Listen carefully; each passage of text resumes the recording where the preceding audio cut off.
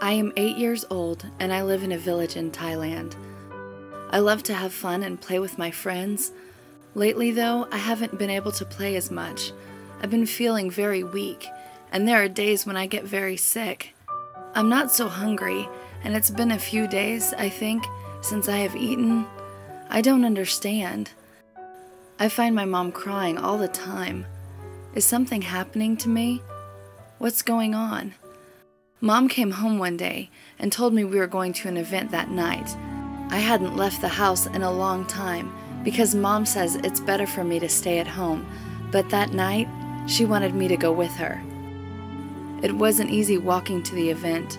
I couldn't walk very fast and I felt like throwing up. My mom had to pick me up and carry me the rest of the way. When we arrived, I saw a stage with people gathered around. Someone with pale skin was speaking a language I couldn't understand. Someone from my country was translating that man into my language. They were telling a beautiful story of a man who loves us so much. Wow, I thought, this man they speak of seems to be a very good man. I will never forget this story I heard, and the prayer we prayed that night felt so refreshing. I looked over at my mom as soon as we finished saying this prayer, and my mom had a huge smile on her face. It had been so long since I had seen her smile. She must have felt like I did. That night, I slept so well, I woke up the next morning feeling something I haven't felt in a long time: hungry. I made my way to the table and began eating breakfast, hoping that I wouldn't throw up like I usually do. To my surprise, the food was very tasty, and my stomach felt good. I looked up from taking my last bite and saw my mom staring at me with gleaming eyes. She said, "I believe something has happened to you." Then my mom told me why I had been sick. She said I had a disease called AIDS, and that it looked like I was going to die. I hadn't eaten anything for 8 days, and in a few months the doctor said I would be dead. No wonder I was so sick. No wonder my mom was always crying. Something happened to me that night, because I have been eating every day for weeks now, and I don't feel sick at all. My mom tells me that Jesus healed me. Jesus did this for me. He really does love me, just like that man was saying at the event.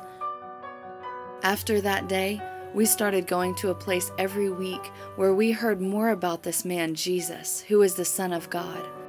I learned that this place we go to every week is called a church, but many times I wonder, how did this wonderful place end up in my village?